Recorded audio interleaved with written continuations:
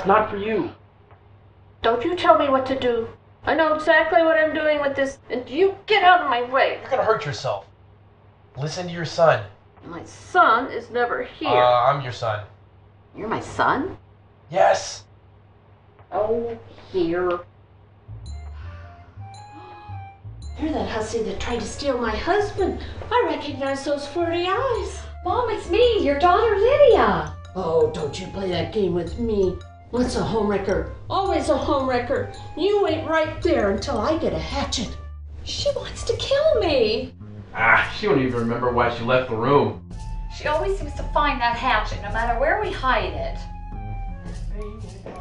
Oh my God, Mom!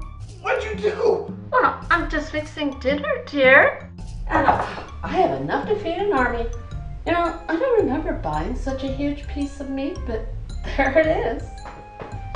Daddy! We should have known this would happen once she chopped up Max. We should have listened to the doctor. Remember he said something about, like, animal-like brain patterns? I'm afraid I have some bad news. Your mother has developed some unusual animal-like brain patterns. What kind of animal? We're not really sure. Something similar to grizzly bears. Oh my God. If provoked, she could become violent. And her genes? They're not humans.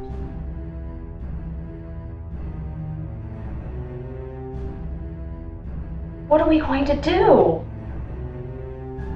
Send her to the wild? Mike! What? If we don't do anything, we'll be next. Look, she's eating the meat raw. She'll do just fine in the wild. You're right. Mom is a bit too much for us to handle, and she wouldn't like being locked up in some mental hospital. Why can't she just have regular dementia, like Karen's mom or Doug's father? Yeah, well, our family has rather unusual genes.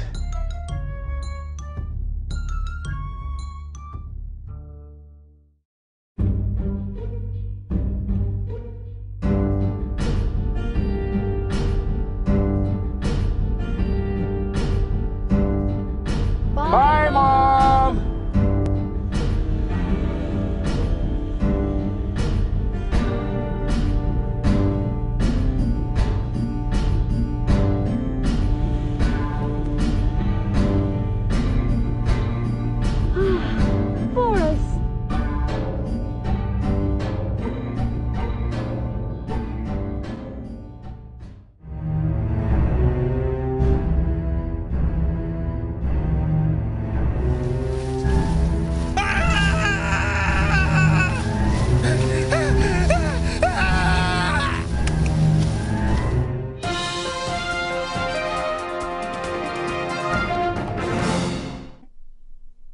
Everyone is on alert here in Bear Village, Washington because of the gruesome murders taking place in this normally quiet and peaceful neighborhood. The killer is presumed to be accompanied by a vicious animal, likely a dog, that feeds on the victims after they've been chopped to pieces with an axe or a hatchet. Let's go to Robert, who is currently at one of the crime scenes. Thanks, Doug. I am here at the crime scene, believed to be where the very first attack had taken place.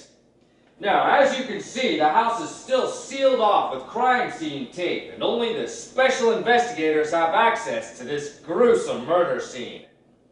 Curious neighbors have gathered here, desperate to find some clues as to who the killer might be. Let's ask James, who's been a longtime friend of the victim author, what he knows so far. James? We decided to retire together to this little place to get out of the crime scene in Oakland, and now, look what happened to him, man. She cut into little pieces. I know his wife did it, and he's been arguing with his wife the last few weeks, and I know she killed all these people to make it look like one of these serial things. Well, good thing she's 2 states away. I hope no one ever finds out who's really eating the victims. It's only a matter of time before someone finds out something. She wouldn't remember where she lived, would she? Nah, we're safe. Let's change the channel.